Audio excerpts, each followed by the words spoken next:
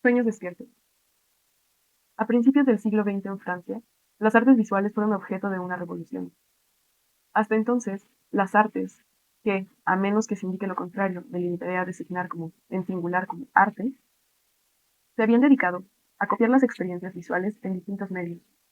Como se vio más tarde, la historia de dicho proyecto comenzó en Italia, en la época de Giotto y Cimabue, y culminó en la época victoriana, cuando los artistas visuales fueron capaces de lograr un modo ideal de la representación que el renacentista León Battista Alberti define en su ensayo de la pintura de la siguiente manera. No debería haber ninguna diferencia visual entre mirar un cuadro y mirar por la ventana que muestra lo mismo que esa pintura. Así, un retrato conseguido debe ser indiscernible del sujeto del retrato que nos observa a través de una ventana. Al principio esto no era posible.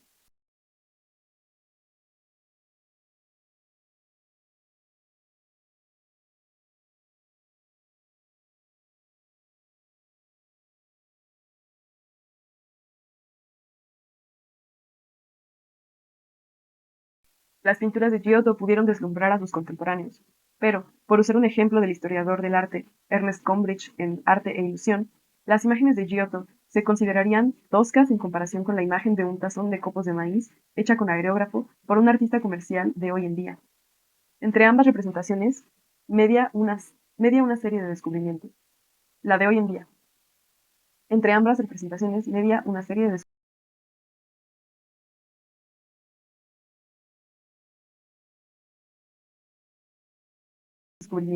La perspectiva, el claroscuro, el estudio de la luz y la sombra. Y la fisonomía, o el estudio de alcanzar representaciones naturalistas de rasgos humanos que expresen sentimientos adecuados a una situación dada.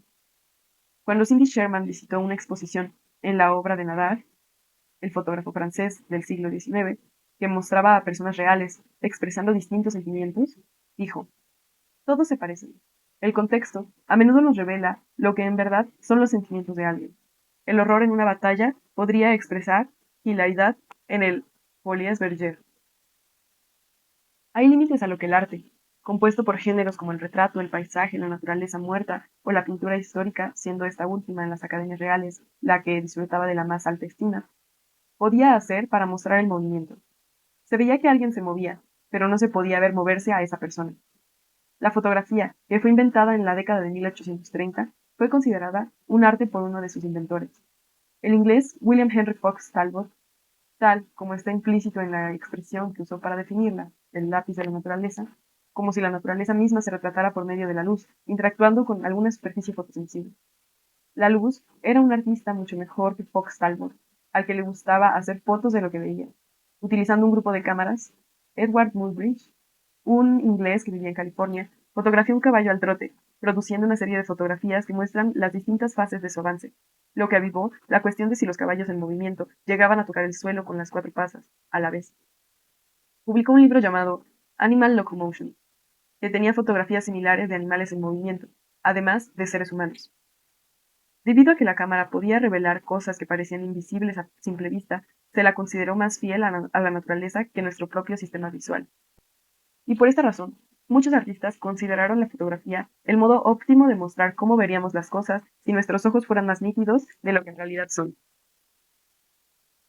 Pero como se observa a menudo, al revisar las hojas de contactos, las imágenes de Muybridge son con frecuencia irreconocibles, ya que el sujeto, él o ella, no siempre contaba con el tiempo necesario para componer sus facciones en una expresión familiar. Fue solo con el advenimiento de la cámara cinematográfica y sus tiras de películas, que se sucedían con regularidad mecánica, que se logró por fin un movimiento que podía ser visto por todos, cuando la película era proyectada. Con este invento, los hermanos Lumière lograron crear verdaderas imágenes en movimiento que proyectaron en 1895. La nueva tecnología mostraba a hombres y animales en movimiento, vistos más o menos del mismo modo en que el espectador realmente los veía, sin tener que inferir el movimiento. No hace falta añadir que muchos podrían haber encontrado empalagosas las escenas de los Lumière, esos trabajadores que salían de una fábrica, lo que les llevó, sin duda, a aventurar que las imágenes en movimiento no tenían el menor futuro. Por supuesto, el advenimiento de la película narrativa ha demostrado justo lo contrario. Sea como sea, el caso es que la imagen en movimiento se alió con las artes literarias por medio del sonido. Al añadirle sonido al movimiento, las imágenes en movimiento ganaron dos características que la pintura no podía emular, y tanto el progreso de las artes visuales como el de la historia de la pintura y la escultura se estancaron, dejando a los artistas que esperaban llevar las pinturas más allá sin un lugar a donde ir. Era el fin del arte, tal como se entendía antes de 1895. Aunque en realidad la pintura entró en una fase gloriosa al sufrir una revolución una década después de la demostración de los Lumière de su imagen en movimiento. Para los filósofos, el dictado de Alberti dejó de tener prédica, lo que de alguna manera justifica las connotaciones políticas de dicha revolución.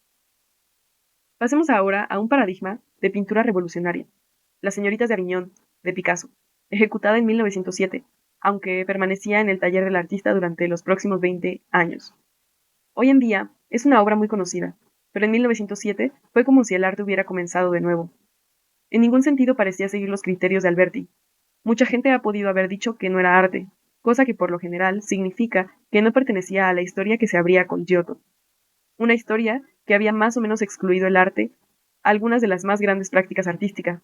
La pintura china y japonesa eran excepciones, aunque no encajaron exactamente en el progreso histórico, pues su sistema de perspectiva, por ejemplo, parecía visualmente erróneo. Pero las obras de Polinesia o África estaban más allá de los límites, y en la actualidad se pueden ver en los llamados museos enciclopédicos, como el Metropolitan Museum o la National Gallery de Washington. En la época victoriana, estas obras eran designadas como primitivas, es decir, trabajos que se correspondían con niveles europeos tempranos, como las obras primitivas de la Escuela de Siena. La idea era que dichas obras podían ser consideradas arte en el sentido de que pretendían copiar con exactitud la realidad visual, siempre y cuando los que las creaban fueran capaces de hacerlo. En el siglo XIX, las obras de muchas de estas tradiciones se mostraban en los museos de historia natural, como el de Nueva York, Viena o Berlín, y eran estudiadas por antropólogos, y no por historiadores del arte. Aún así eran arte, y, como tal, tiene una importancia considerable para este libro, que pretende analizar el concepto de arte en un sentido mucho más amplio que mi primer uso de la palabra. Las grandes diferencias entre el arte, que pertenece a lo que podríamos adscribir a la historia albertiana, y la mayoría del arte, que no lo hace, nos muestran que la búsqueda de la verdad visual no forma parte de la definición del arte. El arte bien puede ser uno de los grandes logros de la civilización occidental, lo que significa que es el sello distintivo de la técnica que se inició en Italia y fue impulsada en Alemania, Francia, los Países Bajos y otros países incluyendo a Estados Unidos. Pero no es la marca del arte como tal. Solo aquello que pertenece a todo el arte pertenece al arte como arte con mayúscula. Cuando la gente ve una obra que le descoloca, se pregunta, ¿pero es arte? En este momento tengo que decir que hay una diferencia entre que algo sea arte y saber si algo es arte. La ontología estudia lo que significa ser algo, pero saber si algo es arte pertenece más bien al ámbito de la epistemología, la teoría del conocimiento, aunque en el estudio del arte a esto se le llame sapiencia. Este libro pretende contribuir principalmente a la ontología del arte, capitalizando el término para aplicarlo de forma amplia a todo lo que los miembros del mundo del arte consideran digno de ser mostrado y estudiado en los grandes museos enciclopédicos. La mayoría de los veteranos de los cursos de iniciación a la historia del arte han asumido que Las señoritas de Picasso es una obra maestra cubista temprana, cuyo tema muestra a 5 prostitutas de un burdel muy conocido de Barcelona, en la calle Aviñón. Su tamaño es de 2,43,9 por 2,33,7 centímetros, lo que sitúa en la escala de una pintura bélica, lo que implica una declaración revolucionaria y lanza un claro mensaje. Nadie podía suponer realmente que las mujeres se veían tal como las pintó Picasso. Una fotografía del quinteto dejaría claro que Picasso no estaba interesado en copiar las apariencias visuales, aunque no obstante el cuadro tiene su realismo. La escena tiene lugar en un salón del burdel, donde dos de las mujeres levantan sus brazos para mostrar sus encantos a los clientes. Hay un tazón con frutas sobre la mesa, lo que sin duda simboliza que la escena sucede en un interior. El cuadro cuenta con 3 tipos de mujeres que se muestran en diferentes estilos. Sería imposible ver lo que la pintura muestra a través de una ventana. Las 2 mujeres con los 2 brazos levantados están pintadas en el estilo desarrollado por los Fauves, que describo a continuación. Sus rasgos faciales están delineados en negro y sus ojos están exagerados. A la derecha de las mujeres hay otras 2 señoritas, una con el rostro cubierto por una máscara africana y otra con la cabeza que pertenece a las esfinges de las diosas africanas. Una de ellas está en cuclillas. En la parte izquierda del lienzo hay una atractiva mujer a punto de entrar en escena, si es que las 2 figuras centrales no logran atraer al cliente. Si leemos el cuadro de derecha a izquierda, Picasso pintó una evolución de las mujeres, desde las salvajes, en un estilo que coquetea con el de los fauves, hasta una atractiva mujer de las que pintó en su época rosa.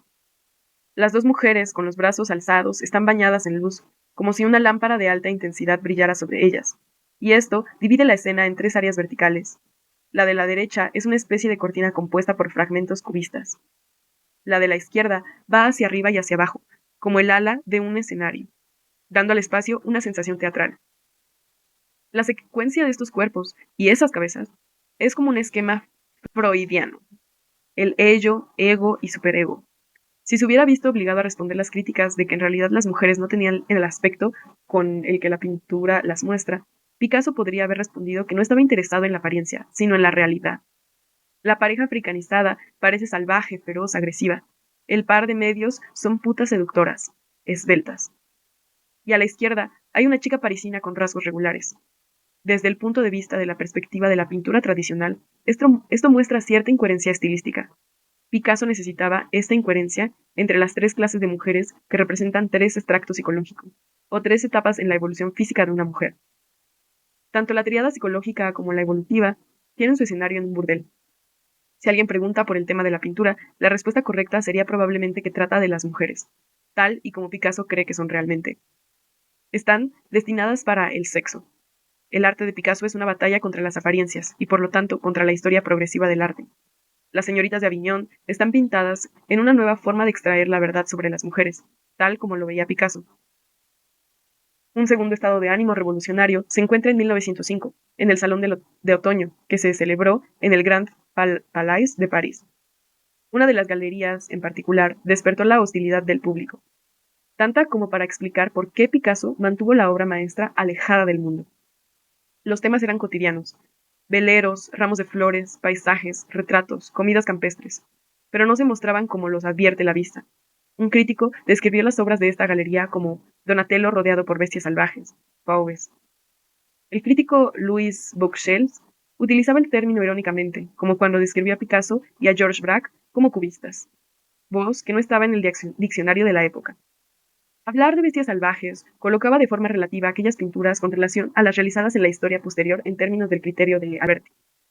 Incluso si el tema era aterrador, como una pintura de Paul Delacroix de Lady Jane Grey, con los ojos vendados, sintiendo el tacto de la tabla sobre la que iba a ser decapitada, en definitiva, que las bestias salvajes eran los mismos artistas y no sus pinturas, lo que en el fondo hace de tal juicio un juicio amable.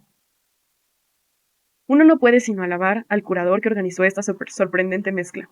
Donatello, un maestro renacentista, estaba rodeado por el trabajo de artistas que el público pensaba que no sabían pintar ni esculpir. Ellos usaban colores brillantes, con toda probabilidad exprimidos directamente de los tubos de pintura, y a menudo bordeados por gruesas líneas negras. Dos señoritas rosas de Picasso, delineadas en negro y con los ojos bien abiertos, como las primeras esculturas españolas, muestran el espíritu del fauvismo. Dos de las bestias salvajes eran Henri Matisse y André Derain. Y tanto si los artistas lo apreciaban como si no, la estrategia de mostrar obras marcadas por el mismo estilo extravagante, cuanto más salvaje mejor, daba a entender que algo nuevo estaba sucediendo en el mundo del arte. Tanto mejor si los visitantes se burlaban y se reían, ya que eso mismo daría autenticidad a aquel arte revolucionario. Había una tradición para eso.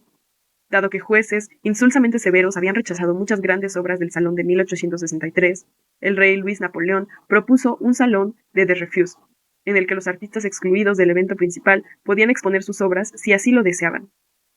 Los parisinos, siendo como eran, se echaron a reír ante aquellas pinturas, como la Olimpia de Manet, que mostraba a una conocida prostituta, Victorine Meurant, desnuda y bella, con los pies sucios y un lazo alrededor del cuello, con la vista fija, por así decirlo, en sus espectadores, mientras era atendida por un sirviente negro que le traía un ramo de flores, sin duda enviadas por un cliente. Claude Monet, más tarde, organizó un grupo de admiradores que compraron la Olimpia, que sobrevivió como tesoro nacional. Una pieza importante de la exposición de 1905, Mujer con sombrero de Matisse, fue adquirida por el coleccionista norteamericano Leo Stein, que no Gertrude, ojo, que al principio se contaba entre quienes sentía que Matisse no sabía pintar.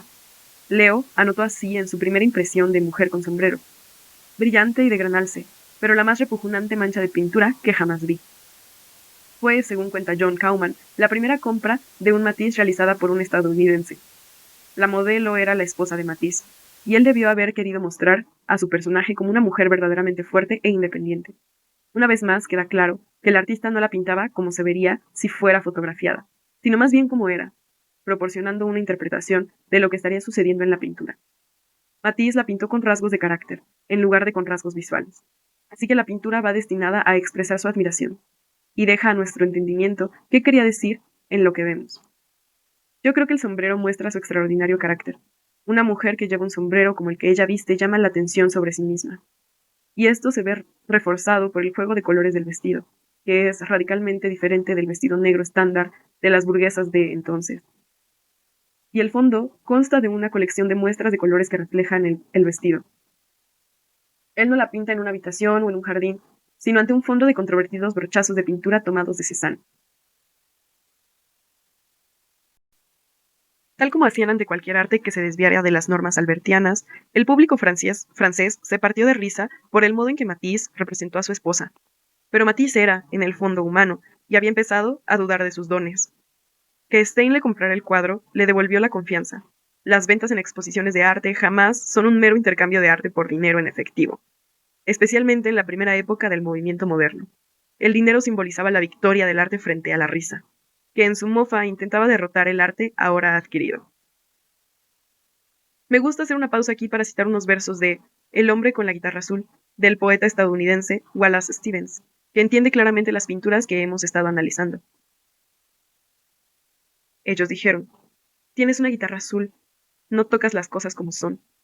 Y el hombre contestó, tal como son, las cosas cambian con la guitarra azul.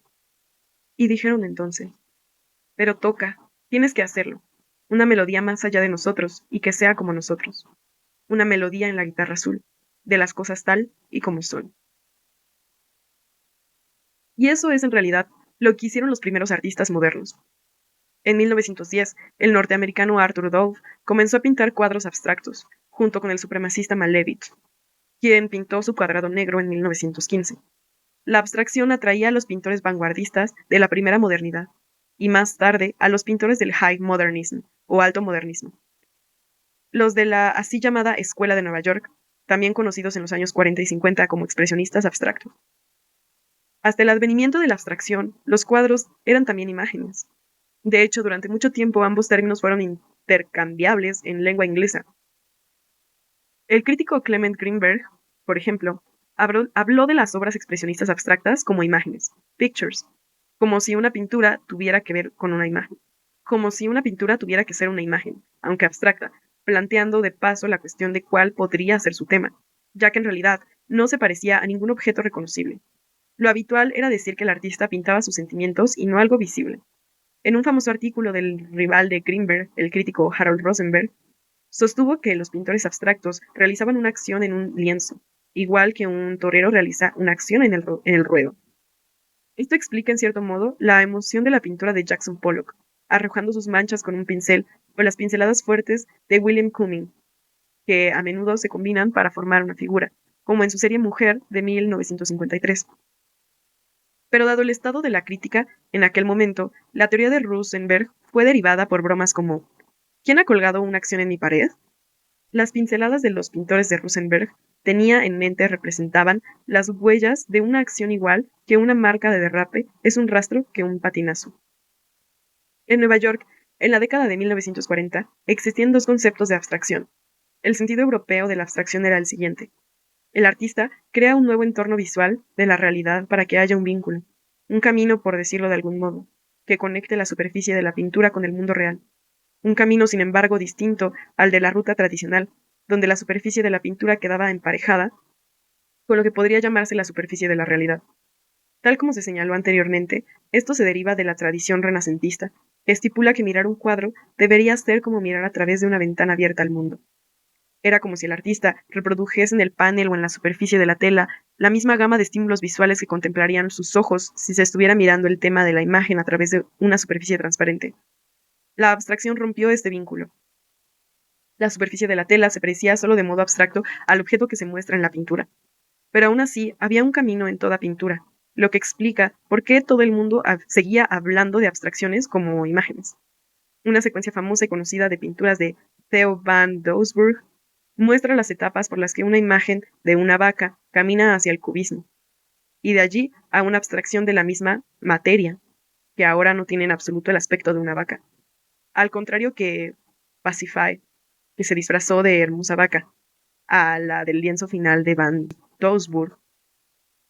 Ningún toro del mundo la habría percibido como una ternera sexy. No había ninguna semejanza evidente entre la vaca y la pintura, ya que no había ninguna entre la primera imagen y la última de la serie.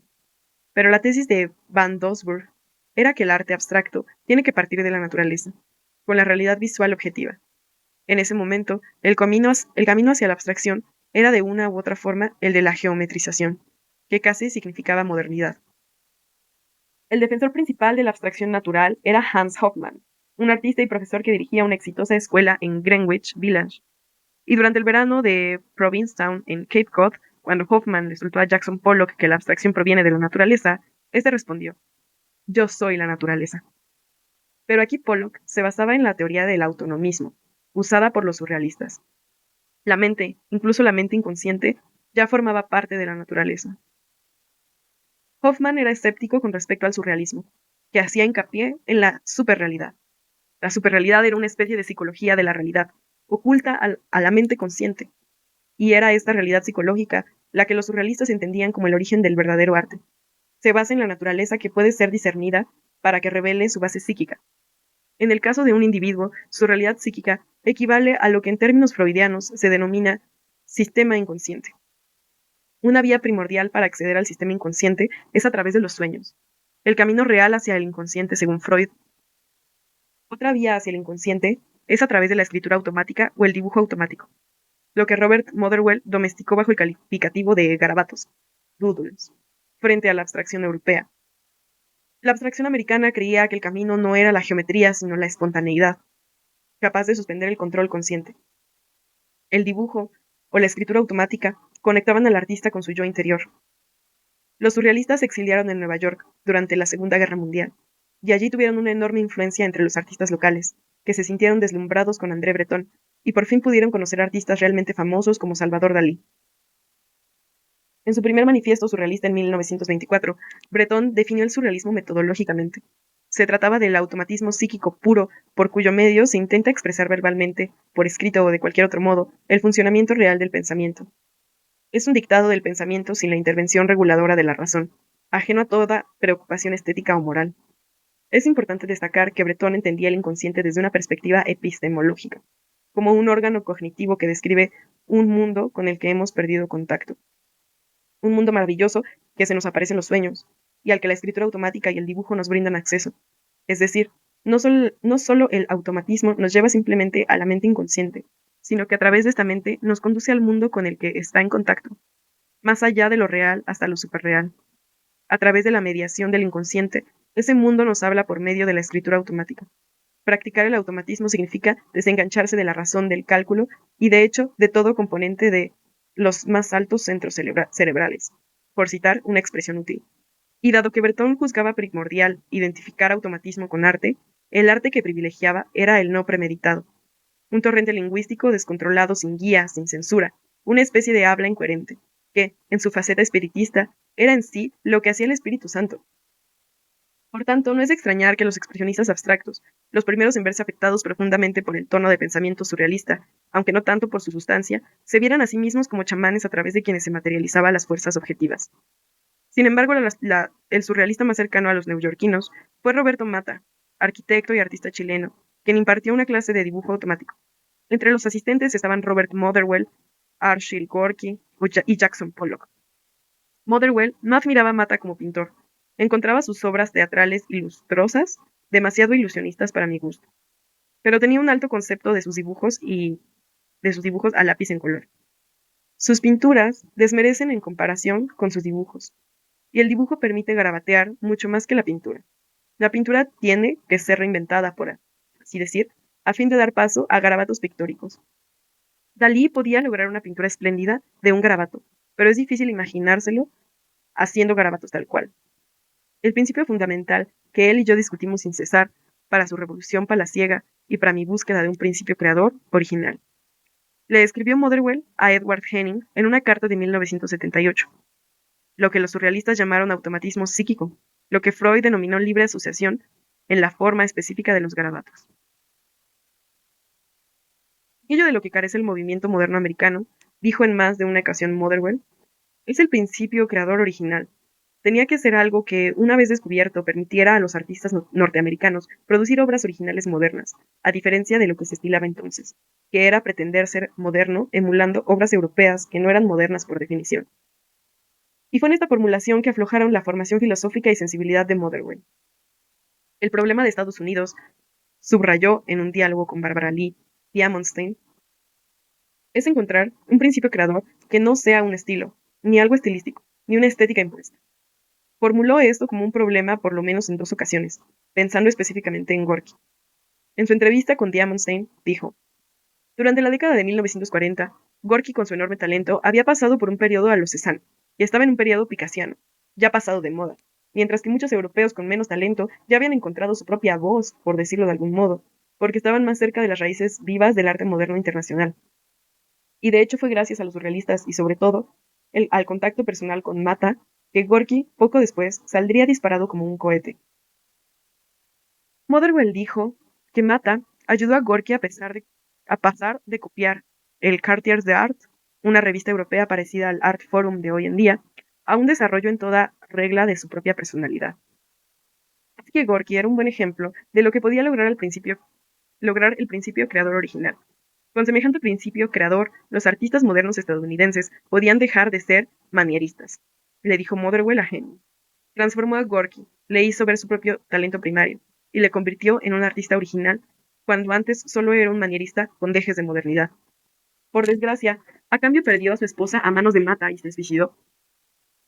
El automatismo psíquico era un dispositivo casi mágico que permitía a cada individuo ser artísticamente auténtico, fiel a su yo verdadero y al mismo tiempo moderno, señaló Motherwell. Lo americano se manifestaría sin duda tal como sucedió. En 1946, al principio de su matrimonio con una muchacha americana, Agnes Magruder, Gorky fue con ella y sus hijos a la casa de verano de sus suegros, en Virginia. Allí, le maravilló la similitud entre las flores de los prados alrededor de la casa y las que recordaba de su Turquía natal, de la que tanto él como su madre se habían visto obligados a huir por motivos religiosos. Como artista, estaba influenciado de un modo casi servil por la Escuela de París, y en particular por Picasso. Si Picasso gotea, goteo yo. Pero dibujó y pintó los campos que tanto le convencieron por su similitud con los de su tierra natal. Así que en cierto modo, su principio creativo original era turcoamericano, tal como sugería Motherwell. Gorky se convirtió en uno de los primeros miembros de la Escuela de Nueva York. En 1912, los hermanos de Marcel Duchamp, miembros de un grupo de cubistas que se tomaba en serio las matemáticas, le presionaron para que retirara una pintura cubista de una exposición en París, porque no encajaba. Esa pintura, desnudo bajando una escalera número 2, se exhibió en Nueva York en el Harmony Show de 1913 y le hizo famoso en Estados Unidos. El problema era que Duchamp usaba tácticas cubistas para transmitir el movimiento del desnudo que desciende por una escalera, algo que contaminó el cubismo puro. La superposición de planos cubistas introducían movimiento en escena, pero el movimiento y la velocidad, sobre todo, era la marca central del futurismo. Y por lo tanto los cubistas doctrinarios se guardaban muy mucho de traspasar los límites del movimiento. En Estados Unidos, los críticos quedaron encantados con aquellos planos superpuestos, que describieron con agudeza como una explosión en una fábrica de Texas. Junto con la Mademoiselle Pogani de Brancusi, aquella obra dio a América una primera introducción al arte moderno. Y si bien ambas fueron tomadas a broma, lo cierto es que la risa americana sonaba muy diferente de la risa francesa, siendo esta última su principal arma contra toda innovación artística. Comenzando por el cubismo y el fauvismo a lo largo de los años, hubo muchos movimientos artísticos, cada uno de ellos con un estilo propio y a menudo también con un manifiesto que abordaba las posturas sociales y políticas que el movimiento consideraba idóneas. El futurismo apoyaba el fascismo con su pintura y arquitectura. En cambio, el realismo social privilegiaba la mano de obra industrial y agrícola, tal como simbolizaban la hoz y el martillo. Aunque también había voces en Rusia que consideraban el cubofuturismo el futuro del arte. El criterio de Alberti pasó de ser un canon artístico a convertirse en un movimiento más, ahora identificado como realismo, y que contaba con maestros como Edward Hopper, que protestó frente al Museo de Whitney porque creía que sus comisarios tenían prejuicios y se posicionaban claramente a favor de la abstracción. En Nueva York, en los años 30, había muchos artistas comunistas, o al menos marxistas, cuyos trabajos Gorky tildó de pintura pobre para gente pobre. Los eruditos han identificado más de 500 manifiestos, porque no todos los movimientos sacaron uno. No hay, por ejemplo, un manifiesto Faure. Tras el cubismo y el fauvismo, vinieron el surrealismo, el dadaísmo, el suprematismo, la abstracción geométrica, el expresionismo abstracto, el gutai en Japón, la pintura de campo de color, apoyada por Greenberg, el pop art, el minimalismo y el arte conceptual en los años 60, el Irwin en Eslovenia y el apropiacionismo del Soho, y luego los jóvenes artistas británicos en Inglaterra, encabezados por Damien Hirst, y muchos más, muchos más. Si bien la mayoría de ellos abandonó el criterio estricto albertiano de hacer imágenes que coincidían con cómo se ven las cosas realmente al mirar por la ventana, y no estaban interesados en seguir la progresión que se daba por sentado en el siglo XIX, en el ámbito de la pintura hubo una continuidad de materiales: óleo, acuarela, acrílico, una vez que se inventó, pastel, para el modelado la arcilla, el yeso para moldura, el bronce para la fundición, y la madera para la talla, y la impresión con ayuda de bloques de madera, placas de cobre y piedras litográficas. El único cambio importante que caracterizó a los años 70 y que ha perdurado hasta el presente es que muchos artistas empezaron a rechazar los tradicionales materiales para artistas y empezaron a usar cualquier cosa en sus obras, sobre todo objetos y sustancias de lo que los fenomenólogos denominan Lebenswelt, materiales comunes de la vida cotidiana y del mundo en que vivimos. Esto plantea una cuestión central de una filosofía contemporánea del arte, la de cómo distinguir entre el arte y las cosas reales que no son arte, pero que muy bien podrían haber sido utilizadas como obras de arte. Esto me pareció un día en que había accedido a reunirme con algunos estudiantes de arte, o tal vez de filosofía, en un seminario informal de Berkeley. Cuando entré en el edificio, pasamos por delante de un aula grande que estaba siendo pintada. En aquella estancia había escaleras, trapos, latas de pintura, guarrás, brochas, rodillos. De pronto pensé, ¿y si se trata de una instalación titulada Trabajo de pintura? A fin de cuentas, los artistas suizos Fischli y Weiss hicieron una instalación en el escaparate de una tienda en la calle mayor de una ciudad suiza, Zurich, tal vez, que consistía en escaleras, latas, salpicaduras de pintura, trapos, etc. Quienes conocían a Fischli y Weiss fueron a verla como un objeto natural. Pero, ¿qué interés podría haber tenido para los amantes del arte si aquello en vez de arte hubiera sido un mero trabajo de pintura, en redonda y minúscula? En los años 70, el gurú alemán Joseph Beuys, que enseñaba en Düsseldorf, declaró que cualquier cosa podía ser arte. Su trabajo respalda esta afirmación, ya que hacía arte con grasa, como cuando en una exposición suya en el Museo Guggenheim colocó allí mismo, en el atrio, un trozo de grasa del tamaño de un pequeño iceberg. Su otro material preferido eran las mantas de fieltro. La explicación, o leyenda, de su predilección por estos dos materiales proviene de un accidente aéreo que sufrió en Crimea, siendo piloto de combate durante la Segunda Guerra Mundial. Fue encontrado por un grupo de nativos, quienes lo cuidaron envolviéndolo con grasa animal y mantas de fieltro. Así, la grasa y las mantas se convirtieron en objetos cargados de significado, mucho más de lo que podría llegar a ser la pintura al óleo, pues simbolizaban el calor como una necesidad humana universal. Robert Rauschenberg escribió en el catálogo de 16 americanos en el Museo de Arte Moderno de 1955 que un par de calcetines no es menos adecuado para hacer una pintura que la madera, los clavos, el aguarrás, el aceite o el lienzo. Así, en su arte utilizaba colchas, botellas de Coca-Cola, neumáticos o animales de peluche. Llevar la realidad al arte cuando en un principio la realidad era aquello que el arte debía representar. Cambió la forma de entender el arte. Esto suscita la cuestión de ¿qué es el arte a día de hoy? Pero hay discusiones que deben abordarse antes de que pueda enfrentarme filosóficamente a dicha cuestión. El primer artista que debemos tener en cuenta es el compositor John Cage, quien planteó la pregunta de por qué los sonidos musicales se limitaban a las notas de las escalas convencionales. El mundo auditivo estaba lleno de sonidos que no tenían ningún papel en la composición musical. Planteó esta cuestión en una obra interpretada por el pianista David Tudor el 29 de agosto de 1952 en Woodstock, Nueva York.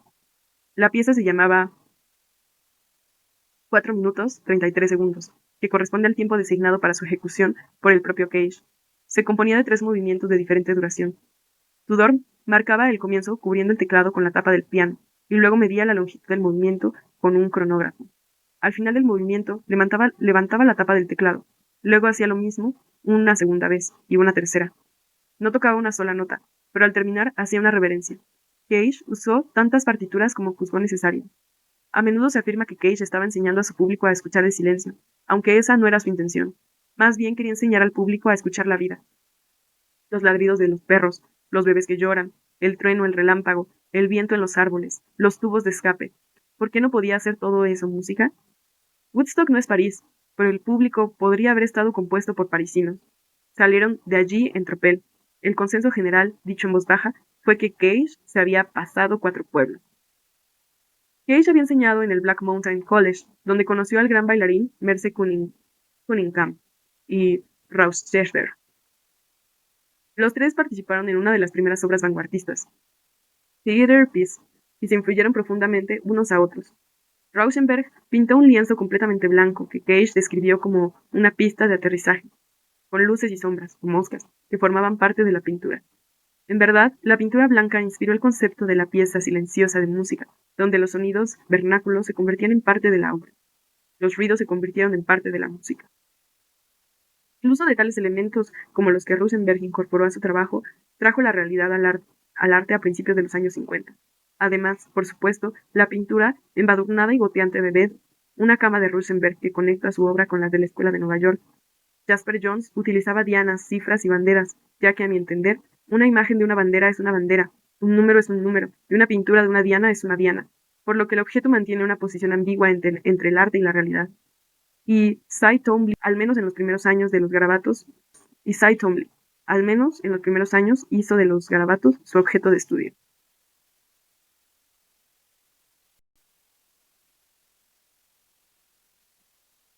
En algún momento de los años 70 cambió la configuración social del mundo del arte. Surgieron organizaciones que buscaban identificar artistas emergentes, quienes ahora tenían la oportunidad de montar exposiciones individuales en las principales galerías y cuyo trabajo se coleccionaba como inversión. En su mayor parte, los movimientos dejaron de ser vistos como el futuro y a partir de entonces la gente se dedicó a la búsqueda de nuevos talentos. A finales de los años 70, el artista Robert Rahway Sakanich, cuya obra representa espacios y objetos domésticos, se planteó empezar un movimiento artístico para oponerse a la estética minimalista imperante. Y el caso es que tuvo que preguntar cómo se echaba a andar algo así. Por fortuna, había suficientes artistas afines, y al final se formó P&D, Patrón y Decoración. Este fue, en mi opinión, el último movimiento significativo, al menos en Estados Unidos. Recuerdo cómo los neoyorquinos aguardaban las bienales de Whitney para enterarse de qué se cosía en el arte. Durante años, Greenberg fue la máxima autoridad en esto. Pero en 1984 su reinado se había acabado. Ya no eran movimientos artísticos, sino políticos, como el feminismo, los que empezaban a exigir espacio para mostrar sus trabajos. El multiculturalismo no fue tanto un movimiento como una decisión curatorial para mostrar el arte de los negros, los asiáticos, los indios americanos y los homosexuales de ambos sexos. La Bienal de 1983, un año antes de que yo me convirtiera en crítico de arte, me hizo sentir que los trabajos que se mostraban no eran, por parafrasear, una excepción del mundo del arte, lo que se supone que vendrá a continuación, lo que a su vez planteaba la cuestión de que iba a venir en vez de eso. De repente, lo que está al caer no parecía algo esperado, y el entramado artístico consistía en un gran grupo de personas con talento, emergentes o ya conocidos, protegidos por curadores con cada vez más poder que imponían sus gustos y sus compromisos. La cuestión de qué es el arte se ha convertido en un asunto muy distinto de lo que fue nunca antes. Esto se debe a que, sobre todo a finales del siglo XX, el arte había comenzado a revelar su verdad interior. Es como si después de siglos de progreso, la historia del arte finalmente hubiera comenzado a revelar su naturaleza. En la obra maestra de Hegel, La fenomenología del espíritu, el espíritu por fin encuentra lo que queda, al final de su búsqueda. El arte, en su filosofía, es un componente del espíritu, junto con la filosofía y la religión. En cierto modo, mi análisis hasta ahora tiene algo de Phänomenologie de Geister, por usar el término original en alemán.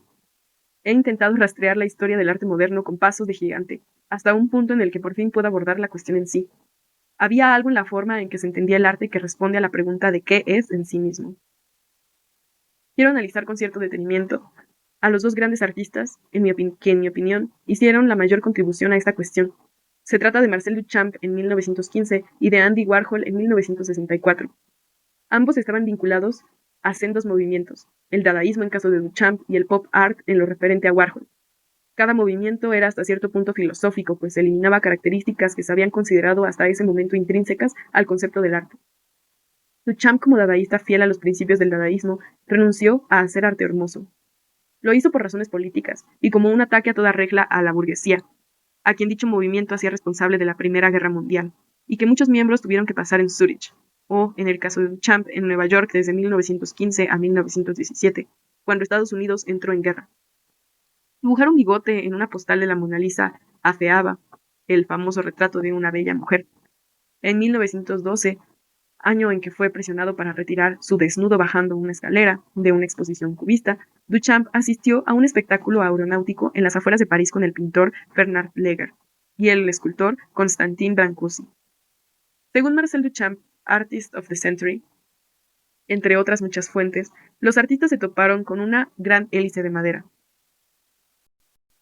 Duchamp dijo, la pintura se ha acabado, y añadió señalando la hélice. ¿Quién va a hacer algo mejor que esta hélice? Decidme, ¿podéis hacer algo así? Cada vez que la hélice significara la velocidad que los futuristas y el propio Duchamp entendían como un símbolo de modernidad. O tal vez significara el poder volar, algo entonces aún bastante novedoso. O tal vez el poder. El episodio no fue comentado posteriormente. Fue una declaración de principios en la que se comparó una pieza de maquinaria con obras de arte. En todo caso, aquella hélice no era y no podía haber sido un ejemplo de lo que Duchamp llamó ready-made, una expresión que leyó en el escaparate de una tienda de ropa, para diferenciar unas prendas de otras hechas a la medida. Esto sucedió en 1915, cuando arribó al puerto de Nueva York, ahora convertido en un hombre famoso, gracias al desnudo bajando una escalera número 2. En diversas entrevistas afirmó que la pintura era europea y que el arte europeo en su conjunto estaba acabado. A los periodistas les dijo, ojalá Estados Unidos se diera cuenta de que el arte de Europa está acabado, muerto.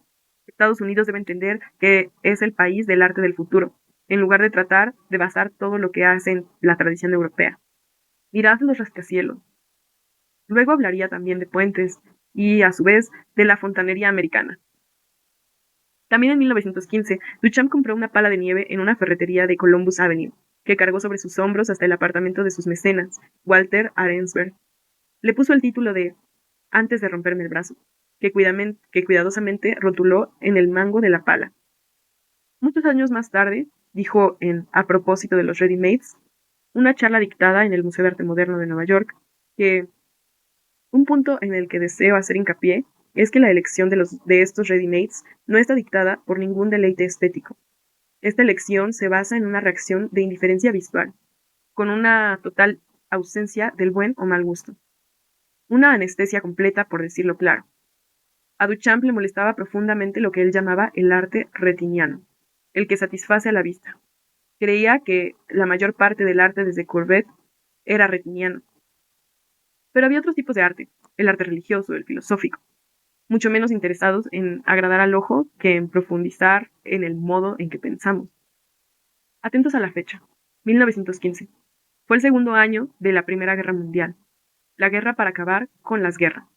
Y Duchamp estaba siendo dadaísta y pasaba de la belleza. Pero al atacar el busto, ponía en tela de juicio el concepto central de la teoría estética de escritores filosóficos como Immanuel Kant o David Hume, o el artista William Hogarth. Más allá de eso, los 20 ready-mades que Duchamp creó eran objetos de Lebenswell, elevados a obras de arte, lo que niega el concepto de que todo arte tiene que ver con la maestría, la pericia y sobre todo con la visión del artista. Por último, había algo más en aquel ataque a la belleza que la mera decisión dada de castigar a la burguesía por su decisión de ir a la guerra, condenando a millones de jóvenes a la muerte en los campos de batalla de Europa.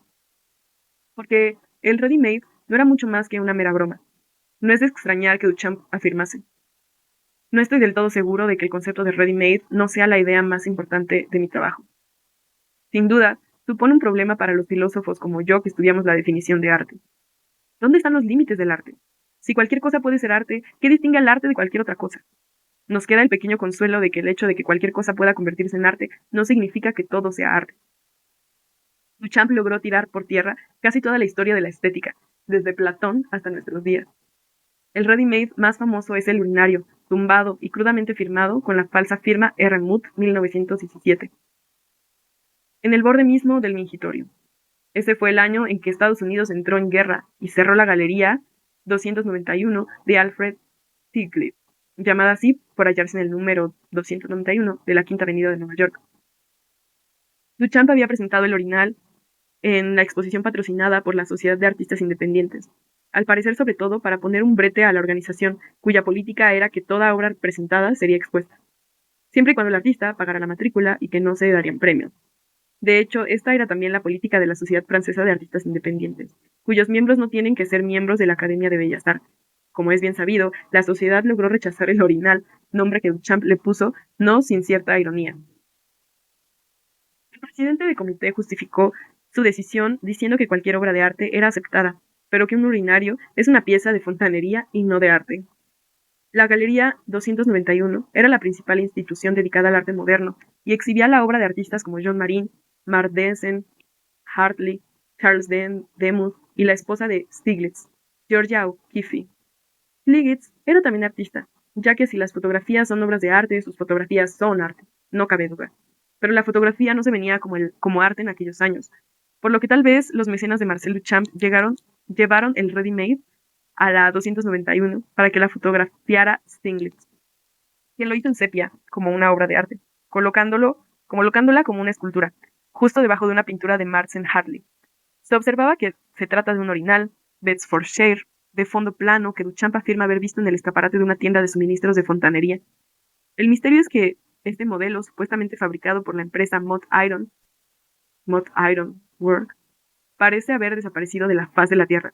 Ni siquiera el Museo de Arte Moderno fue capaz de encontrar uno para una gran exposición de la obra de Duchamp. Pero al menos sabemos qué aspecto tenía.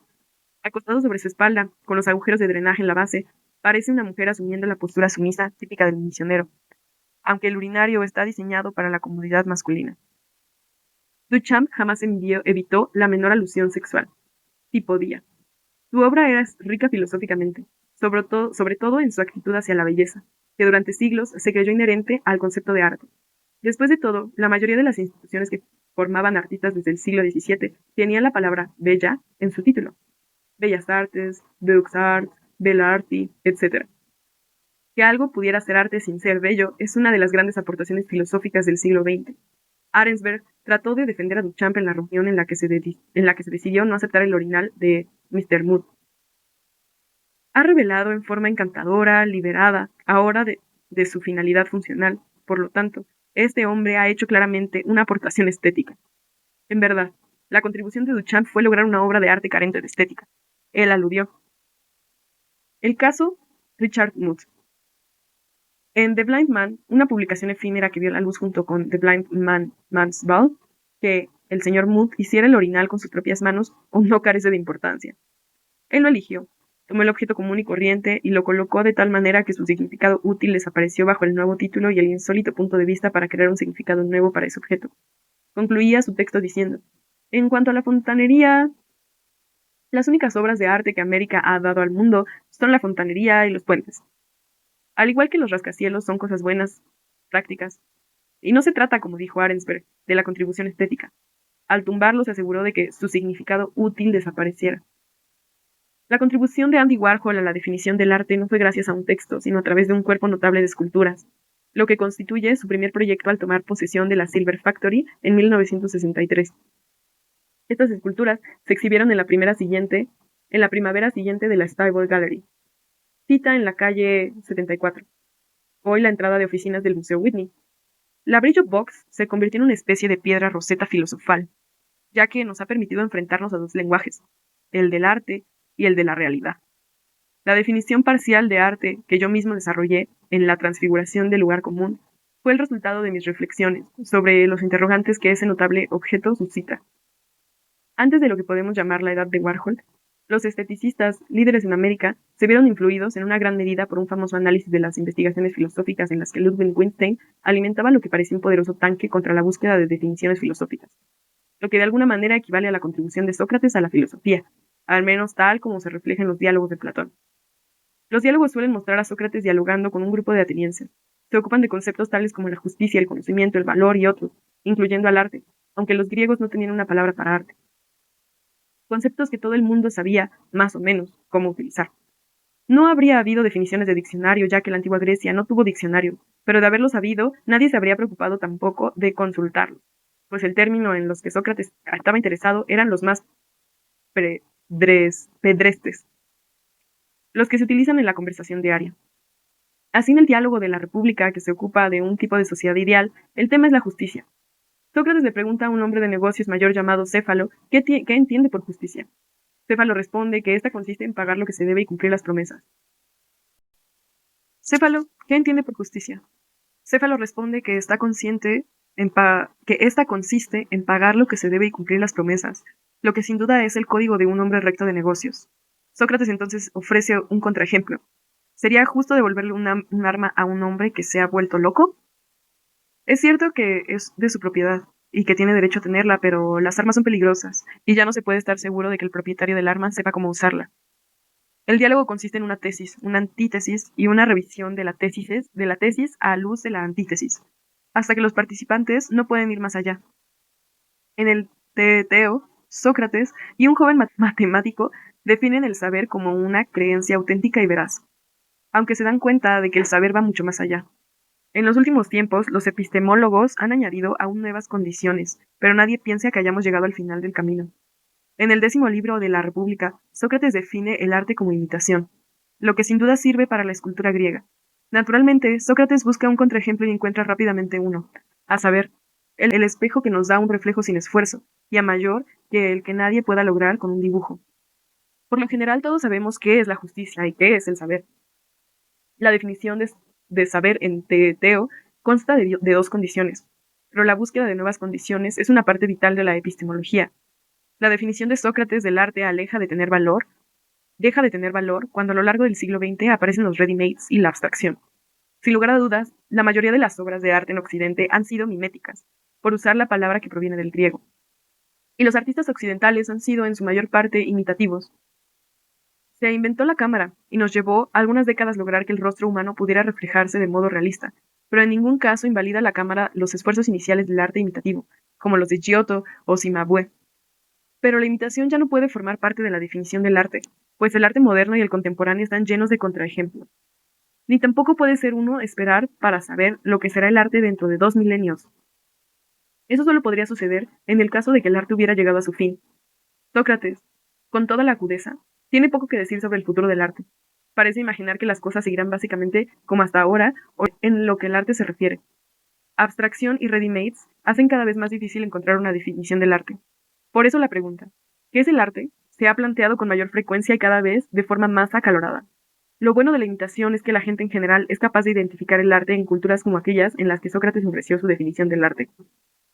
Y aún así, ¿cuán útiles son en realidad las definiciones? Wittgenstein nos ofrece un ejemplo en el que las definiciones parecen inútiles, ya que podemos prescindir de ellas. El concepto de los juegos. A simple vista podemos distinguir qué actividades son juegos y cuáles no, pero si tenemos en cuenta la gran variedad de juegos que hay, el truquemé, el póker, la petanca, la rama, la botella, el escondite y muchos otros, es difícil identificar qué tienen en común. En consecuencia, cuesta ver cómo podríamos acuñar una definición, por mucho que los niños rara vez tengan la menor dificultad para identificar y jugar juegos diferentes.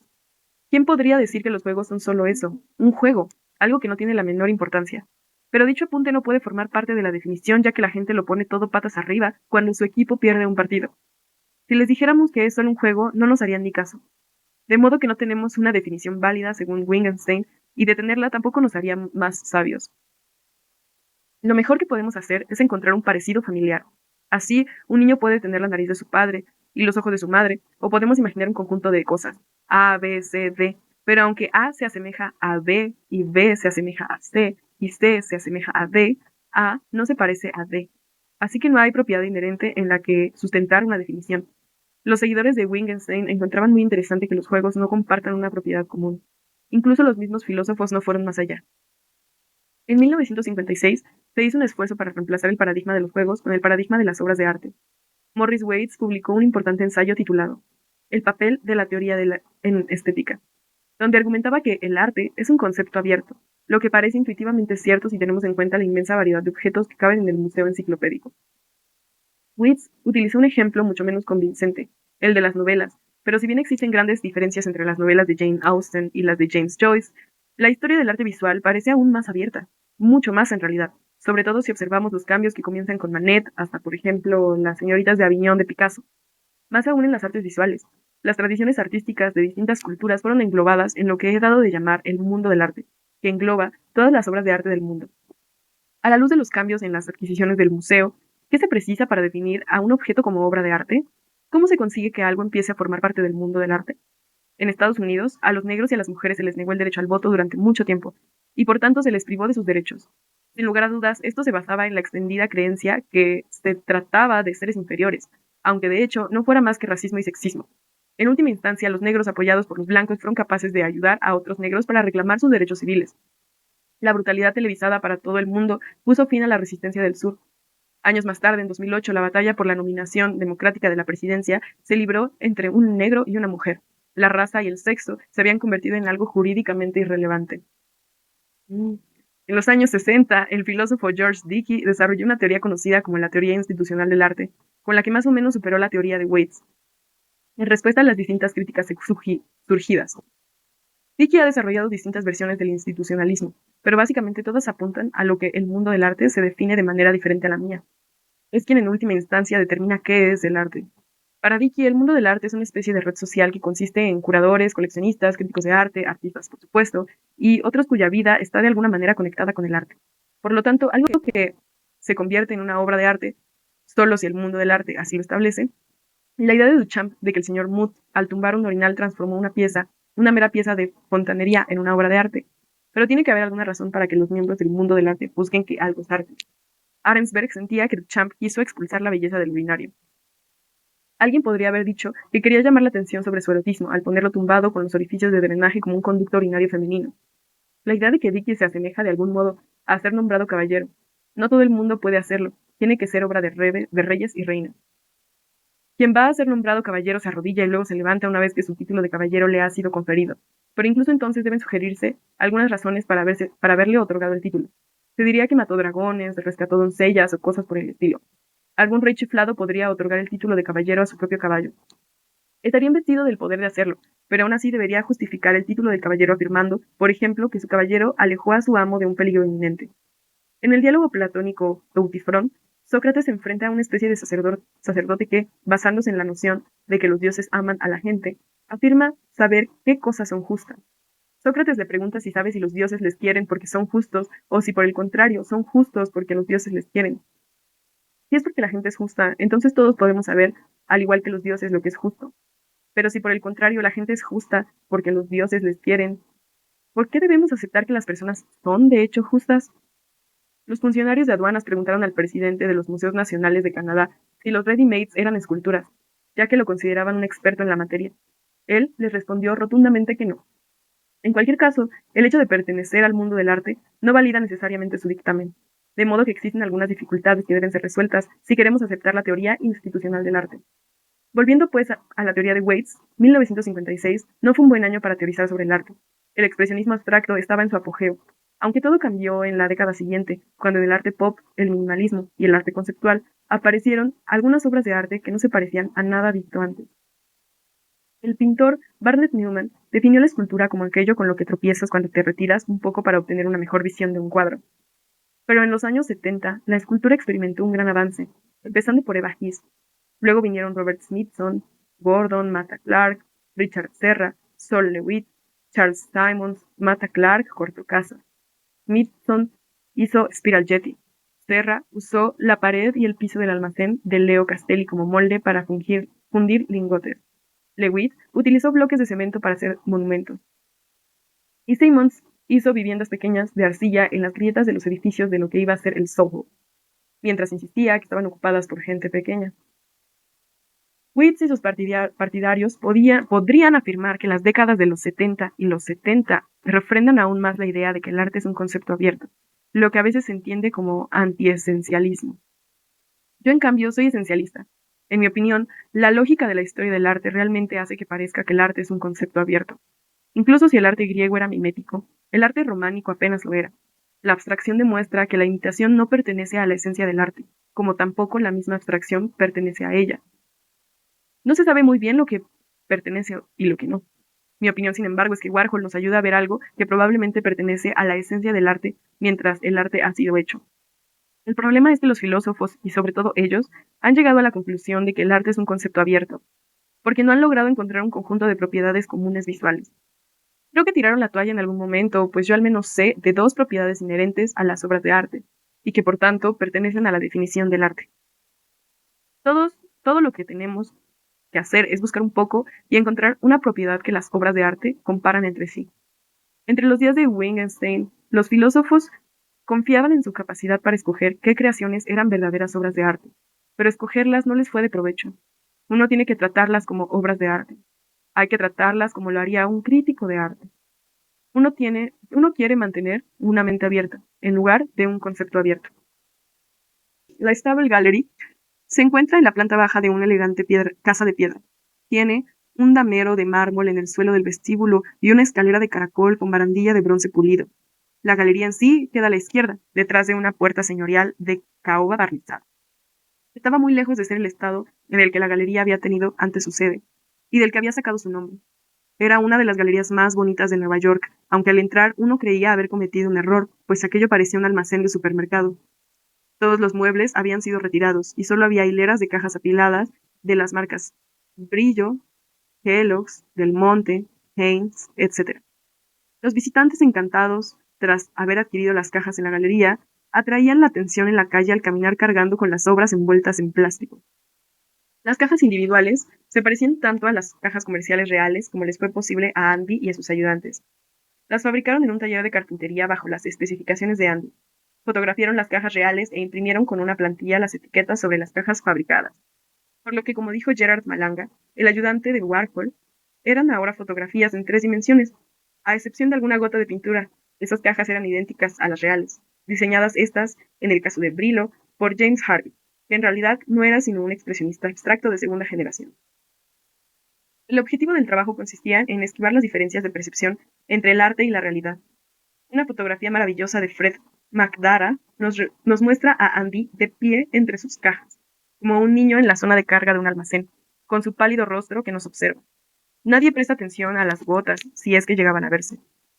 La pregunta entonces era, ¿en qué se diferenciaban las cajas de Factory de Andy de las cajas de la fábrica? Es decir, ¿qué propiedades visibles separaban a unas de otras? Las cajas de Factory eran de madera, mientras que las hechas en fábrica eran de cartón ondulado. Pero la diferencia entre unas y otras podría haberse invertido. Las cajas de Factory estaban pintadas de blanco, con el diseño impreso con plantilla en los 4 lados y en la parte superior, lo que también sucedía en muchas de las hechas en la fábrica. Otras cajas reales hechas en una fábrica estaban sin pintar a excepción del logo. Eran de cartón ondulado normal y corriente sin pintar. Las cajas comerciales contenían estropajos, mientras que las de Andy no tenían nada dentro, aunque podía haber llenado sus cajas con estropajos y aún así hubieran seguido siendo arte. ¿Podrían los miembros del mundo del arte diferenciarlas como arte? Tal vez, pero les habría dado que pensar. Por fuera ambos grupos se parecían mucho. Yo sospecho que, si no hay diferencias visibles, tendría que haber diferencias invisibles, no visibles, como los estropajos de Brillo embalados dentro de las cajas Brillo, sino propiedades que quedarán siempre invisibles. He propuesto 2 propiedades que son invisibles en su naturaleza. En mi primer libro sobre filosofía del arte, sugerí que las obras de arte trataban sobre algo, y decidí que en consecuencia las obras de arte tenían un significado. Deducimos significados, los percibimos, pero eso no significa que los significados sean algo material. Entonces pensé que, a diferencia de las oraciones con un sujeto y su predicado, los significados se encarnan en el mismo objeto. Y por consiguiente, declaré que las obras de arte son significados encarnados. La mayoría de filósofos del lenguaje están obsesionados con la semántica. Analizaban oraciones de tal manera que el objeto caía dentro del alcance del predicado, a excepción de Wittgenstein, quien en su primera gran obra, el Tractatus Logico Philosophicus, aventuraba la tesis de que las oraciones son imágenes, y el mundo mismo se compone de hechos que coinciden con estas frases pictóricas, planteándonos la cuestión de qué sucede cuando no lo hacen. La frase inicial de Tractatus reza: el mundo es la suma total de los hechos, no de las cosas. La semántica se sirve de relaciones exteriores, acuña conceptos como denotación o extensión, pero el tipo de relación de la que depende el arte es interna. El objeto de arte encarna el significado, o al menos lo encarna parcialmente. Supongamos que un artista se dispone a pintar unos murales para celebrar las importantes leyes científicas. Supongamos que pinta una sola línea horizontal en una pared y en la pared de enfrente pinta un punto. Las 2 paredes juntas representan la primera ley del movimiento de Newton. Todo cuerpo persevera en su estado de reposo o movimiento uniforme rectilíneo, a no ser que se vea obligado a cambiar su estado por fuerzas impresas sobre él. Debo admitir que he hecho relativamente poco por analizar la encarnación, pero mi intuición es la siguiente. La obra de arte es un objeto material, algunas de cuyas propiedades pertenecen al significado y otras no. Lo que el espectador debe hacer es interpretar las propiedades que proveen el significado de tal manera que llegue a comprender el significado esperado que encarnan. Un ejemplo que utilizo a menudo es el cuadro de Jacques-Louis David de 1793, La muerte de Marat. La muerte de Marat representa una escena de la Revolución Francesa, entonces aún en curso. De intentar definirlo en términos actuales, diríamos que Marat fue un blogger incendiario, que escribía para una publicación llamada Amigo del Pueblo.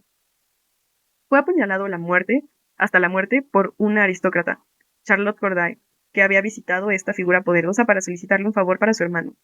Se cuenta que Marat había empezado a escribir un pase para el hermano de Corday cuando éste lo mató a puñaladas. Dado que Marat representaba a los revolucionarios, la sensación general era que aquel suceso debía pintarlo David, también del lado revolucionario. Así que cuando la gente gritó, David, a tus pinceles, no tuvo otra opción que ponerse manos a la obra, pero no pintó la escena del crimen, sino otra, sin duda metafórica, del significado de la obra. He aquí una interpretación del cuadro. David retrata a Marat en la bañera, donde pasaba un tiempo considerable, pues el agua le ayudaba a aliviar el dolor que sufría por una enfermedad cutánea. Frente a él quedaba la daga de Corday y unas gotas de sangre derramada. Marat está recostado, ya difunto, con el arma homicida frente a él. Yo considero que Marat en su bañera es comparable a Jesús en su sepulcro. El cuadro sugiere que él volverá tal como hizo Jesús, aunque en cualquier caso también apunta a la idea de que Marat murió por el espectador, como Jesús murió por los cristianos. Por lo que Marat es el mártir de los sans-culottes, nombre que recibían los revolucionarios. Pero así como Jesús esperaba algo de los presentes, a saber, que siguieran sus pasos, así también se infiere que dado que Marat había muerto de forma violenta por la revolución, usted, el espectador, deberá seguir los pasos de Marat. Los espectadores son parte del cuadro, a pesar de que no se ven. David se dirigía a ellos mientras se reunían ante la conveniente presentación de un modelo en verdad decisivo. La escena va dirigida a un público revolucionario. Se puede decir que el hecho de que esté pintada en un lienzo no guarda relación con su significado. Solo es el medio que soporta la pintura. Incluso siendo parte del objeto que encarna el significado, no forma parte del significado. La explicación de que un significado encarnado es lo que convierte un objeto en una obra de arte sirve tanto para la obra de David como para la de Warhol. De hecho, sirve para todo lo que es arte. Cuando los filósofos supusieron que no existe ninguna propiedad que compartan las obras de arte, estaban buscando solo propiedades visibles. Pero son las propiedades invisibles las que convierten algo en arte. Por supuesto, una propiedad podría ser a la vez parte del objeto y del significado. Un ejemplo conveniente sería la escultura de Donald Judd, que consiste en la típica fila de comportamientos uniformes hechos de chapa metálica y recubiertos de esmalte, con qué frecuencia miran al espectador. Normalmente se titula sin título. Sobre todo, me imagino, para evitar que el espectador les otorgue un significado específico, como el de escritorio. Judd quería que se observaran como objetos específicos, y no como imitaciones de objetos específicos. Es decir, quería que sirvieran para enriquecer el inventario del mundo. Judd enviaba sus piezas a un taller mecánico para que allí las fabricaran, ya que hacer cantos lo suficientemente afilados le quedaba grande. Los cantos eran naturalmente una propiedad del objeto, pero compartían el significado de la obra, contribuyendo su especificidad. Pronto me di cuenta de que debía de haber más condiciones para una definición de arte. Nos llevó milenios añadir condiciones a las dos de Sócrates y Téter y encontraron para la definición de saber. Y puedo imaginar a esteticistas de varias culturas afirmando que mi definición no explica por qué algunas personas se conmueven o se rebajan con una obra u otra.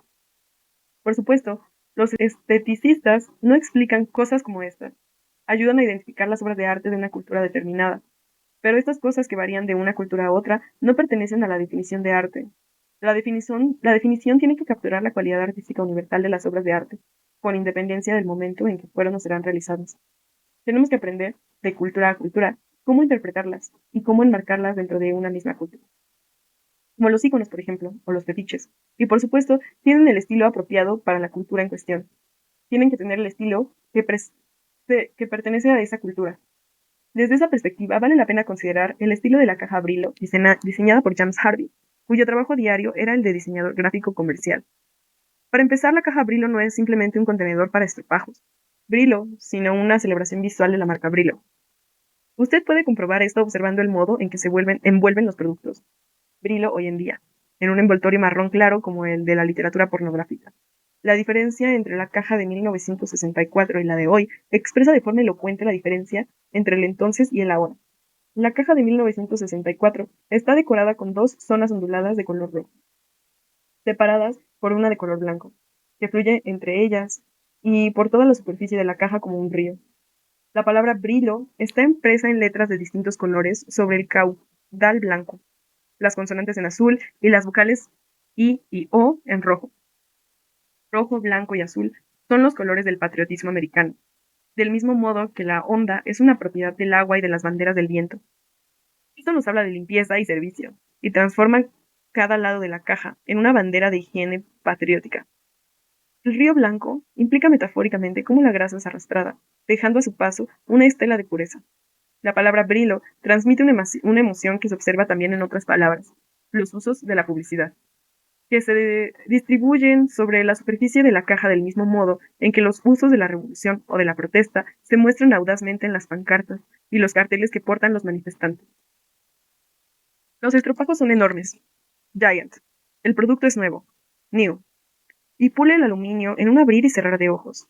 Shines Aluminium Fast. La caja de cartón exuda éxtasis, es a su manera una obra maestra de la retórica visual, destinada a conmovernos y a hacer que compremos el producto para usarlo de inmediato. Y ese maravilloso río de pureza tiene un origen histórico en la abstracción de Ellsworth Kelly y Leon Polksmith. Como he sugerido anteriormente, su diseño exalta su contemporaneidad y la de sus clientes, que pertenecen al presente, al igual que los miembros de aquello que se llamó Generación Pepsi. Eran felicitados por pertenecer a la hora. Sin embargo, los factores que resaltan la bondad en las cajas Brillo no constituyen en nada a lo que sea que convierte las cajas Brillo Box de Warhol en arte del bueno o incluso del muy bueno. Todas las cajas de comestibles comparten las mismas propiedades filosóficas. Conviene recordar que la aportación filosófica de las Brillo Box nos ayuda a ver podría haber sido realizada por medio de cualquiera de las cajas más monótonas también fabricadas para aquel show de la Stable Gallery.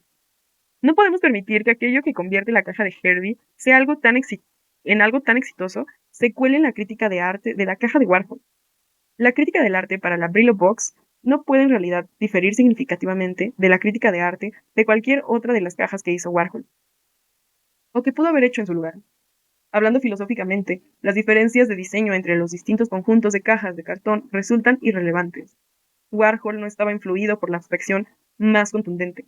Reprodujo las formas de un artista que ya existía, Harvey, solo porque las formas ya estaban allí, del mismo modo en que el logotipo de la Unión de Rabinos Ortodoxos ya estaba allí, certificado que Brillo era kosher, como sucedía en 1964. Era esencial que Warhol reprodujera los efectos de aquello que impulsó Harvey a hacer lo que había hecho, sin que las mismas causas explicasen por qué estaban allí, en su Brillo Box de 1964. Entonces, ¿dónde entra la crítica del arte? Entra porque gracias a su cotidianeidad, el arte comercial era de alguna manera aquello que impulsaba el arte de Warhol. Él veía el mundo normal y corriente como algo estéticamente hermoso y admiraba de veras cosas que Harvey y sus héroes expresionistas abstractos habrían pasado por alto o rechazado de lleno. A Andy le encantaban las superficies de la vida diaria, lo nutritivo, lo previsible de los alimentos enlatados, la poética de lo cotidiano. Roy Lichtenstein dijo una vez en mi presencia: ¿no es este un mundo en verdad maravilloso? Y agregó que se trataba de algo que Andy afirmaba sin cesar. Pero en términos de normalidad, no hay nada entre lo que elegir al considerar las diversas cajas de cartón que había fabricado para su exposición. Este enfoque muestra un cambio de filosofía que va desde el rechazo de la sociedad industrial, como era la actitud de William Morris y los prerrafaelitas, a su ratificación, que es lo que uno podría esperar de alguien que nació de la pobreza y que por lo tanto podría estar enamorado del calor de una cocina en la que se almacenan todos estos nuevos productos. Así que sus cajas son tan filosóficas como el papel pintado de William Morris, destinado a transformar la vida diaria en lugar de celebrarla, por supuesto. Y en el caso de Morris, a redimirla de su fealdad ofreciendo a cambio, una especie de belleza medievalizada. Las cajas de Warhol eran una reacción al expresionismo abstracto, pero sobre todo en el sentido en que enaltecían aquello mismo que el expresionismo abstracto despreciaba. Eso es parte de la crítica de arte a las Brillo Box. aunque hay mucho más. Pero las dos piezas de la crítica de arte no encajan. No hay superposición entre la explicación de Harvey y la explicación de Warhol. La retórica de Warhol en sus Brillo Box no guarda ninguna relación inmediata con la de las cajas Brillo. Hay un problema con afirmar que la Brillo Box de Warhol trata sobre la caja comercial Brillo, aunque yo hubiera esperado que el contraste se diera entre el arte y la realidad. Resulta difícil negar que la caja Brillo de Harvey es arte. Es arte, aunque arte comercial. Una vez que el diseño está cerrado, las cajas se fabrican en millares. Están hechas de cartón ondulado para proteger su contenido sin dejar de ser lo bastante ligeras para su manipulación y traslado, y para permitir una fácil apertura. Nada de eso es cierto en las cajas de Andy, de las que solo se hicieron unas pocas y su propósito era simplemente ser vistas y entendidas como arte. Negar que el arte comercial es arte solo porque además es utilitario es puro esnobismo. Y además, las cajas de cartón forman parte del Evanswell. Las Brillo Box de Andy no lo son. Forman parte del mundo del arte. La caja de Harvey pertenece a la cultura visual, eso se entiende, pero la caja de Andy pertenece a la alta cultura. Liechtenstein, que tenía una agenda revolucionaria, quiso llevar el arte popular a las galerías de arte, que hasta entonces solo habían abierto las puertas a las bellas artes. Así que pintó paneles de cómic, como en su maravillosa pintura El beso, que muestra a una piloto besando a una chica. El piloto va de uniforme. La chica lleva un vestido rojo y lápiz de labios rojo. Pero eso no es popular, como lo sería una página de un cómic de, digamos, El guerrero del antifaz, que se publicaba por miles. La pintura es única de Roy. Podemos colocar hojas de tiras cómicas en una galería abierta al arte popular, pero desde los años 60 hemos abierto las galerías a las pinturas de arte popular, sobre todo en pop arte. Envolvemos alimentos en tiras cómicas o dejamos caer manchas de café sobre ellas. Pero sería una barbarie hacer algo así con el beso de Roy Lichtenstein. En realidad no soy historiador del arte, así que no me interesan las influencias de Warhol cuando se le ocurrió la idea de hacer sus cajas. Eso sí, en realidad tuvo alguna influencia. Estoy razonablemente seguro de que Warhol no había leído nunca filosofía, pero me pareció ver ciertas estructuras filosóficas en el apareamiento de una obra de arte con el objetivo al que se parece, aunque el objeto y la obra sean perceptiblemente indiscernibles. De hecho, la filosofía está llena de ejemplos de este tipo, como el contraste entre el sueño y la percepción, cuando el contenido es el mismo. Por ejemplo, en las Meditaciones metafísicas de René Descartes, un libro que se compromete a encontrar lo que sea, su autor tiene la certeza de saber. La mise en scène proporcionada por su discurso del método deja a Descartes regresando de las guerras en Alemania, cuando queda aislado por la nieve. Puesto que no tiene nada más importante que hacer, se aplica con seriedad y libremente a deshacer de todas mis antiguas opiniones. Pela las capas de sus creencias como si de una cebolla se tratase. Todo lo que he tenido hasta hoy, por más verdadero y seguro, lo he aprendido de los sentidos o por los sentidos. Ahora bien, he experimentado varias veces que los sentidos son engañosos, y es prudente no fiarse, nunca por completo, de quienes nos han engañado una vez. Esto puede ser una acción demasiado rotunda. Puede que haya habido casos bajo circunstancias menos que ideales en los que cualquiera puede haber cometido un error. Y sin embargo, hay cosas de las que honestamente no podemos dudar. ¿Y cómo podría negar que estas manos y este cuerpo sean míos, si no es quizás igualándome a los insensatos cuyo cerebro está de tal modo turbado y ofuscado por los negros vapores de la bilis, que aseguran constantemente que son reyes cuando son muy pobres, o que se imaginan ser un cántaro o tener un cuerpo de vidrio? Pero entonces se le ocurre que a pesar de que siente seguro de que está sosteniendo un pedazo de papel que mira y dice, ¿cuántas veces he soñado durante la noche que estaba en este lugar, que estaba vestido, que estaba cerca del fuego, aunque estuviese completamente desnudo en mi cama? Me parece ahora que no miro este papel con ojos somnolientos, que esta cabeza que muevo no está adormilada, que extiendo esta mano intencionalmente y con un propósito deliberado y que la siento, lo que ocurre en un sueño. Sin embargo, no parece ser tan claro ni tan distinto como todo esto, pero pensándolo cuidadosamente, recuerdo haber sido, a menudo, engañado mientras dormía por semejantes ilusiones. Deteniéndome en este pensamiento, veo tan manifiestamente que no hay indicios concluyentes, ni señales suficientemente seguras por las que se pueda distinguir claramente la vigilia del sueño, que me quedo totalmente asombrado, y mi asombro es tal que es casi capaz de persuadirme de que duermo. No hay manera interna de distinguir entre el sueño y la vigilia, al menos no siempre, solo a veces. A veces sueño que estoy describiendo un libro en un ordenador cuando en realidad estoy en cama durmiendo. Hay casos en los que las experiencias del sueño y vigilia son indiscernibles. que es lo que nos sucede de hecho con Brillo, Box y la caja Brillo. Son en todos los aspectos prácticos y filosóficos, enteramente iguales. Y eso equipara la primera meditación de las meditaciones metafísicas con el caso de unas obras de arte llamadas Brillo Box y una caja Brillo a la venta normal y corriente. No podemos distinguir la obra de arte de la caja Brillo ordinaria, a menos a juzgar por lo que cada uno de nosotros ve a simple vista. Consideremos estos maravillosos dibujos de Saul Steinberg, en los que una caja normal y corriente sueña el retrato perfecto, en el que todos sus bordes son perfectos. En su primer momento, Warhol pensó que podría ahorrar dinero y trabajo comprándole unas cajas de cartón ordinario a un mayorista, pero sus bordes y esquinas eran demasiado blandos y redondeados. Eran incompatibles con la visión que tenía, así que tuvo que fabricar sus propias cajas y pintarlas. La plantilla le brindaba una semejanza perfecta, pero uno no podía usar la plantilla para reproducir las propiedades físicas de la caja. El cartón ondulado es perfecto para enviar bienes, pero no para la geometría, y no brindaba las propiedades que Warhol quería en su obra. Tal como sabía Jude, las esquinas y los bordes nítidos pertenecen a un sueño de exactitud. En el primer intento conocido por definir el arte, Sócrates, recordemos, lo explicó como un ejercicio de mímesis. Pero aunque hijo de escultor, diseñó como ideal una república donde no veía la necesidad de tener artistas, que bien podían exiliarse a otro país. En un momento dado, Sócrates describe las distintas divisiones del universo, un nivel superior e inferior.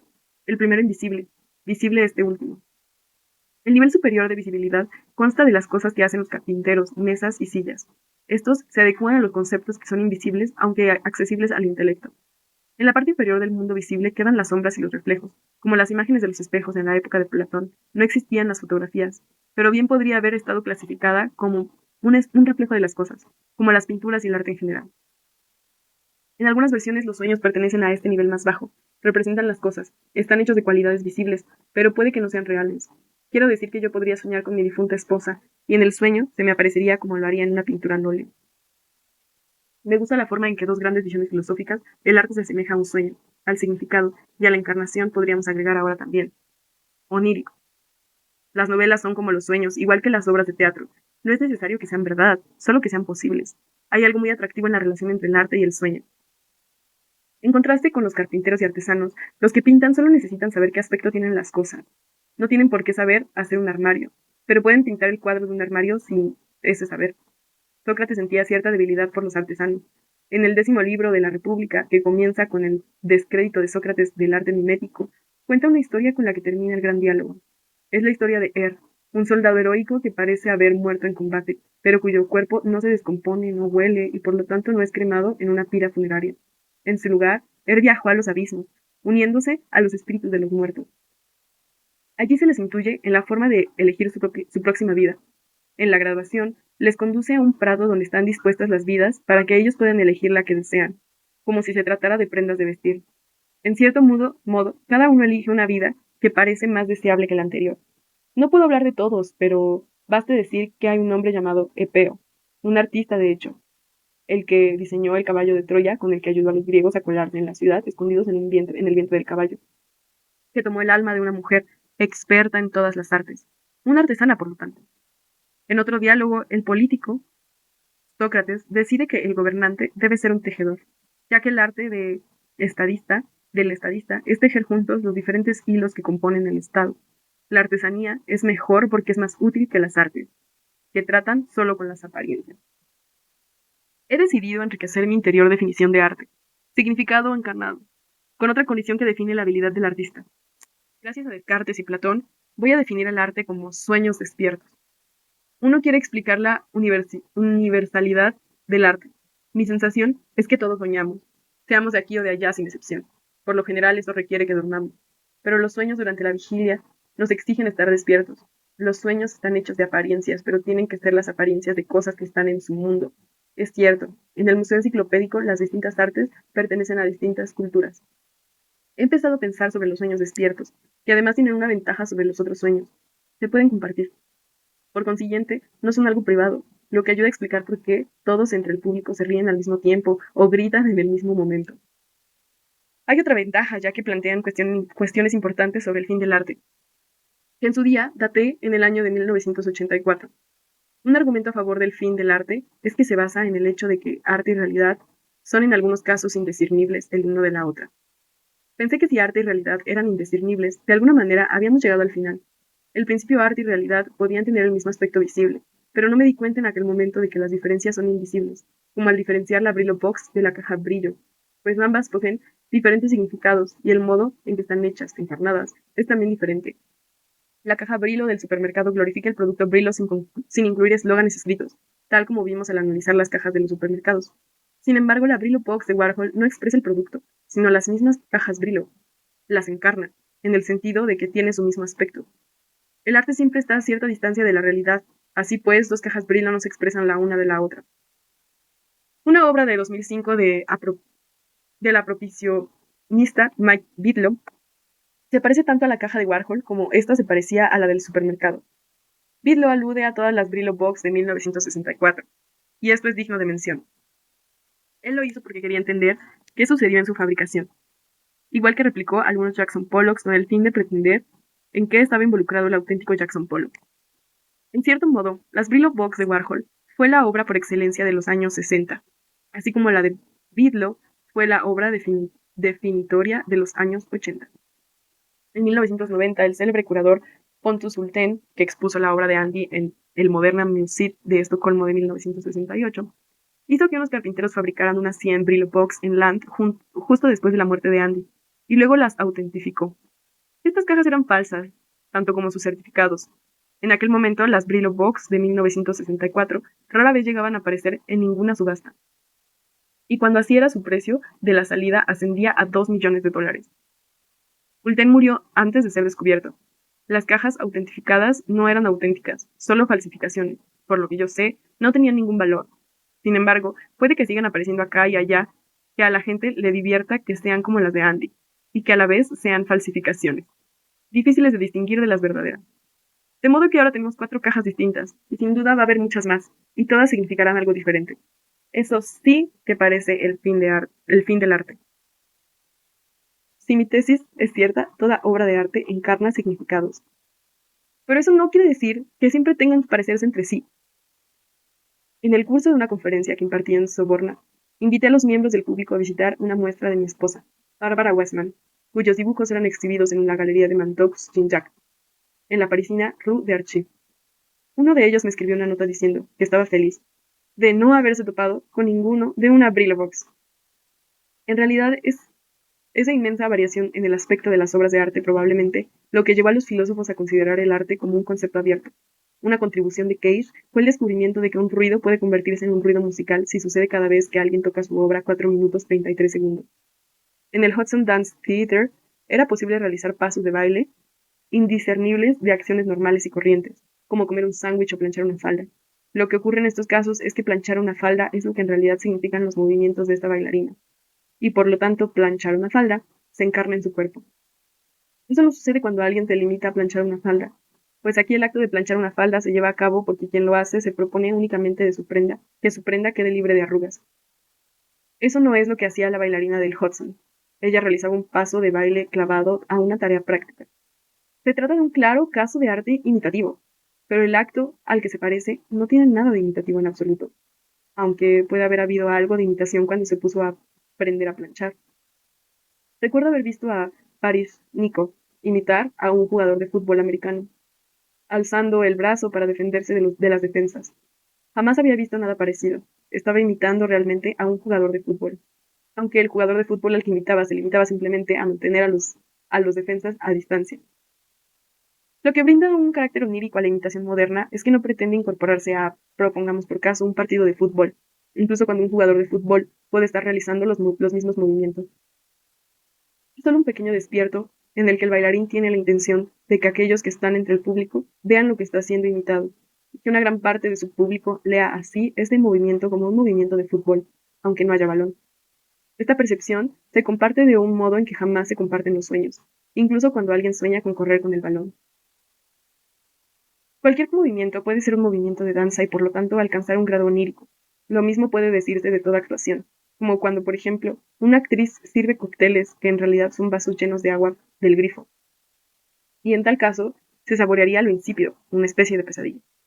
En cualquier caso, no es posible catalogar todas las diversas formas que los artistas han encontrado para ensoñar sus trabajos.